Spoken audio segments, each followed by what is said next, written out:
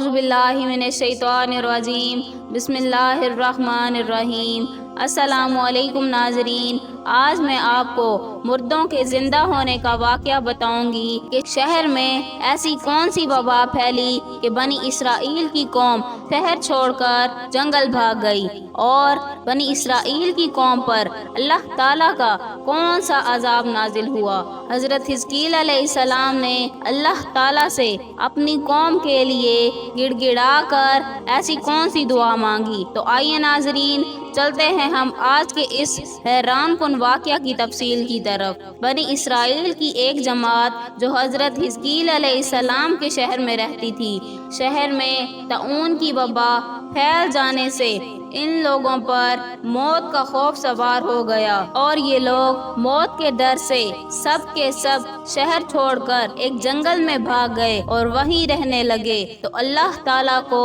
ان لوگوں کی یہ حرکت بہت زیادہ ناپسند ہوئی، چنانچہ اللہ تعالیٰ نے ایک عذاب کے فرشتہ کو اس جنگل میں بھیج دیا، جس نے ایک پہاڑ کی آڑ میں چھپ کر اور چیخ مار کر بلند آواز سے کہہ دیا، تم سب مر جاؤ۔ اور اس مہیب اور بھیانک چیخ کو سن کر بغیر کسی بیماری کے بالکل اچانک یہ سب کے سب مر گئے، جن کی تعداد 70,000 تھی۔ ان مردوں کی تعداد اس قدر زیادہ تھی کہ لوگ ان کے کفن و دفن کا کوئی انتظام نہیں کر سکے، اور ان مردوں کی لاشیں کھلے میدان میں بے غور و کفن 8 دن تک پڑی سڑنے لگی، اور بے انتہا تعفن اور بدبو سے پورے جنگل بلکہ اس کے اطراف میں بدبو پیدا ہو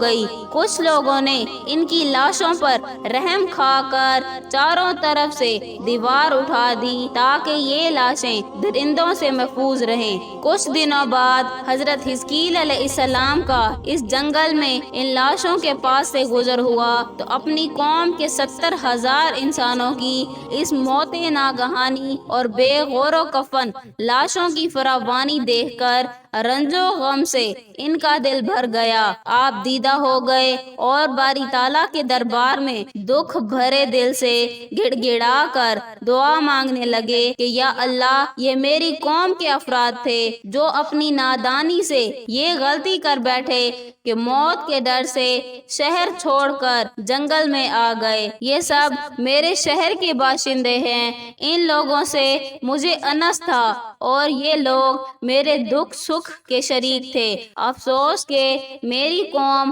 ہلاک ہو گئی اور میں بالکل اکیلا رہ گیا۔ اے میرے رب، یہ وہ قوم تھی جو تیری حمد کرتی تھی اور تیری توحید کا اعلان کرتی تھی اور تیری کبریائی کا خطبہ پڑھتی تھی۔ آپ بڑے سوزے دل کے ساتھ دعا میں مشغول تھے کہ اچانک آپ پر وحی اتر پڑی کہ اے حزقیل علیہ السلام، آپ ان بکھری ہوئی ہڈیوں سے فرما دیجئے کہ اے ہڈیوں، بے شک اللہ تعالیٰ تم کو حکم فرماتا ہے کہ تم اکٹھا ہو جاؤ۔ یہ سن کر بکھری ہوئی ہڈیوں میں حرکت پیدا ہوئی اور ہر آدمی کی ہڈیاں جمع ہو کر ہڈیوں کے ڈھانچے بن گئے۔ پھر یہ وحی نازل ہوئی کہ اے حزقیل علیہ السلام، آپ فرما دیجئے کہ اے ہڈیوں، تم کو اللہ کا یہ حکم ہے کہ تم گوشت پہن لو۔ یہ کلام سنتے ہی فوراً ہڈیوں کے ڈھانچوں پر گوشت پوست چڑھ گئے۔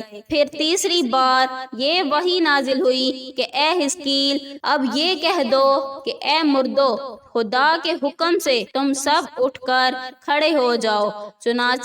آپ نے یہ فرما دیا تو آپ کی زبان سے یہ جملہ نکلتے ہی 70,000 لاشیں دم زدن میں ناگہاں یہ پڑھتے ہوئے کھڑی ہو گئی کہ سبحانک اللہم و بحمدک لا الہ الا انت۔ پھر یہ سب لوگ جنگل سے روانہ ہو کر اپنے شہر میں آ کر دوبارہ آباد ہو گئے اور اپنی عمروں عمروں کی مدت پھر زندہ رہے، لیکن ان لوگوں پر اس موت کا اتنا نشان باقی رہ گیا کہ ان کی اولاد کے جسموں سے سڑی ہوئی لاش کی بدبو برابر آتی رہی، اور یہ لوگ جو کپڑا بھی پہنتے تھے وہ کفن کی صورت میں ہو جاتا تھا، اور قبر میں جس طرح کفن میلا ہو جاتا تھا ایسا ہی میلا پن ان کے کپڑوں پر نمودار ہو جاتا تھا۔ چنانچہ یہ اثرات آج تک ان یہودیوں میں پائے جاتے ہیں جو ان لوگوں کی نسل سے باقی رہ گئے ہیں۔ قرآن مجید میں ارشاد ہے کہ اے محبوب، کیا تم نے نہ دیکھا تھا انہیں جو اپنے گھروں سے نکلے اور وہ ہزاروں تھے موت کے ڈر سے، تو اللہ نے ان سے فرمایا مر جاؤ، پھر انہیں زندہ فرما دیا۔ بے شک اللہ لوگوں پر فضل کرنے والا ہے، مگر اکثر لوگ ناشکرے ہیں۔